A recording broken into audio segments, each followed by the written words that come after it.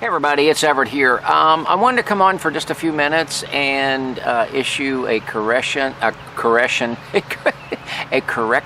slash retraction about last night's live stream. Last night's live stream, I was really blessed to have James White on as he relayed his experience of being kicked out of the funeral at Gateway Church. Not Gateway Church's doing, but DAYSTAR's doing. And then I was joined by Lynn DeMaurice of the Gospel of Narc and my good friend Pastor John T. Of the Remnant Church and his own program. And in that program, we stated something we pretty strongly believed it to be the case, but it ends up being not quite accurate. So I want to say, Jonathan Lamb was not forced to sit on the back row at his mother's funeral. And I went back and checked. YouTube has a pretty helpful little chat analyzer that you can use. At 16 minutes and 42 seconds, I stated we have it on good authority. I'm not sure that I can say the name of who told me this, but we believe that Jonathan attended his mother's funeral.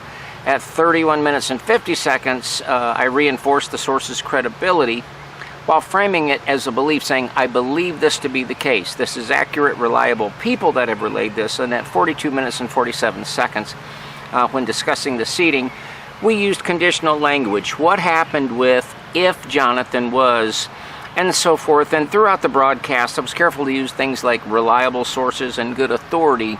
So we did not claim that was 1,000% confirmed, but it is what we believed. And the way that it was conveyed, honestly, folks, without going into detail, which I can't without revealing people and sources and whatnot, it was just a mistake in transmission. But there it is. We're making the correction, and we apologize for any inconvenience. About 15 minutes after the broadcast last night, I got a text message from a certain friendly lawyer, friendly to our side, that said, hey, please make this correction. So I pinned a comment right away acknowledging that, and again, it's nothing intentional, and it just happens in the rough and tumble.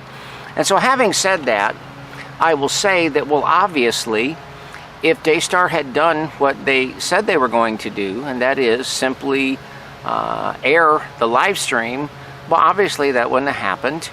And also I'll say, okay, so there's a clarification, and the clarification needs to have been made, and so we've made it. We've doubled down to make it. But where does that leave us? It still leaves us with Jonathan Lamb being no part, and not even mentioned in the bulletin.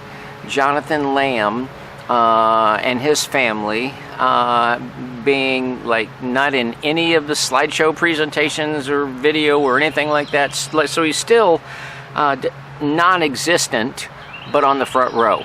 So okay, there you have it. That's still pretty sad. And then so anyway, apologies for any misunderstanding, inconvenience. I realized that it really got some people riled up. It wasn't intentional. Oh, and I'll say this.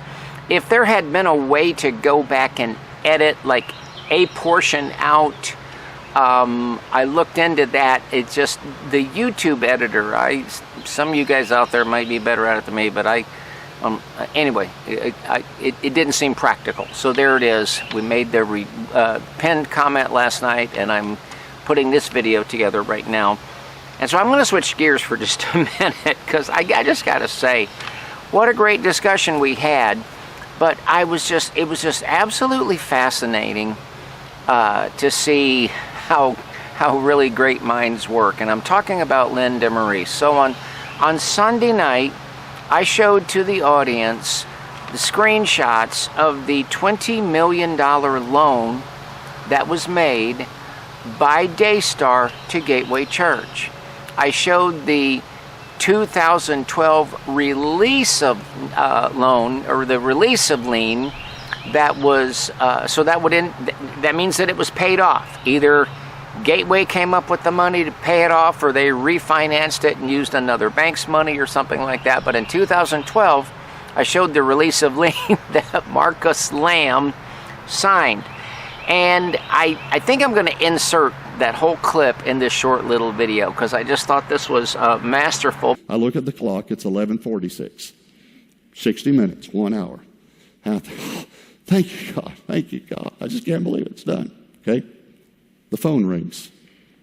Right then, the phone rings. I pick the phone up. It's a member of our church. And he says to me, Robert,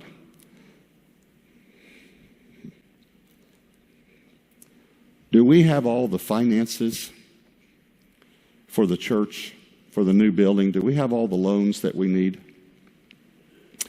And I said, no, actually we don't. I didn't say, that's all I said. He said, well, my wife and I were praying, and we would like to loan the church $20 million.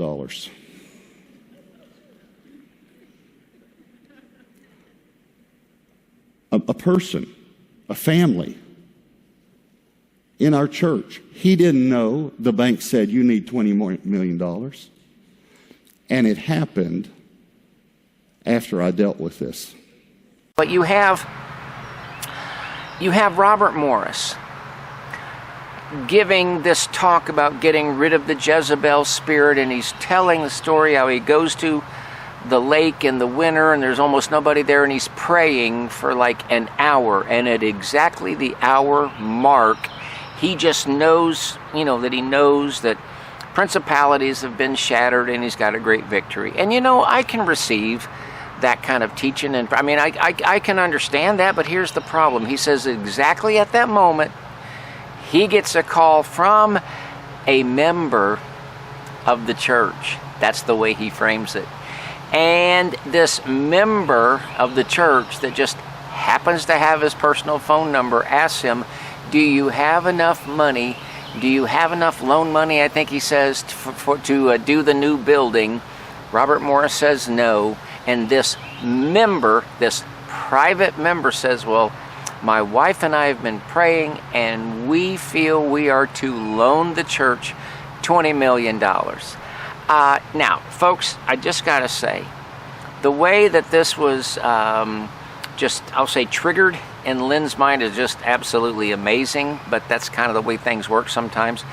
Folks, the $20 million, what else could it be except the $20 million loan to DAYSTAR? So I just think this is so noteworthy that it's worth taking a little bit of extra time.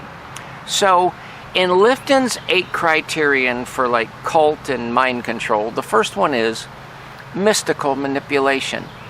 And while you would like to receive the testimony that I prayed, and at exactly the hour mark this like miracle call comes in, one of the problems is that you can't trust Robert Morris, because he goes on to talk about how in his prayer he repented for allowing Jezebel, and now he's conquered Jezebel, and for the curse that was on the church because he was doing Jezebel. Okay, all of this, but the truth of the matter is that a few years earlier, Cindy Clemenshire's attorneys had had talks with Robert Morris and the team there, and they weren't asking for any punitive damages. They were just wanting like less than reimbursal for the out-of-pocket expenses that she'd incurred because of the traumatizing essay that she went through beginning at the age of 12. And Robert Morris and the team there, the response was absolutely horrific. He should have never been in ministry. So the mystical manipulation, I don't buy the whole story, not for a moment. And then he characterizes it by saying a private citizen, well, or a member of the church. And again, how many members of that mega church would have Robert Morris's personal number? And then the characterization is, so it's just a person, oh yeah, there's just all these people at Gateway Church that, can you lend him $20 million? Oh, I lent $20 million out last week. Jim, can you lend that $20 million? Or hey, Bob over there's got 20. Oh, come on, folks. Come on. And if his telling of any part of that story is accurate, and it's Marcus on the phone, if he's portraying Marcus's words accurately, well, me and my wife were praying, and we feel like we should lend you $20 million. Well, see, that would be evidence of Marcus Lamb really acting as though it's his $20 million to lend. You know, he doesn't answer to anybody. It's not a corporation. It's not a 501c. No, it's DAYSTAR. It's Marcus Lamb's little private slush fund piggy bank that they can loan out, as they see fit. And so, folks, it's a really, really big, wide open window into how things seem to work at the mega ministry, big mega church level, and the way it will be spun. And it will be spun as though, yeah, just some member of the church said, hey, I'll loan you $20 million.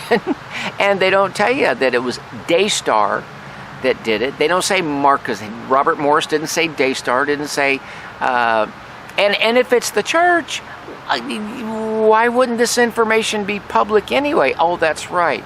Because the rank and file little people, the people that actually go to the church and actually pay their tithes and give their offerings, they don't deserve or get to know anything. So I'm going to wrap that right there. I'm taking today off, but I wanted to post this correction, and I guess there's always something else to yak about.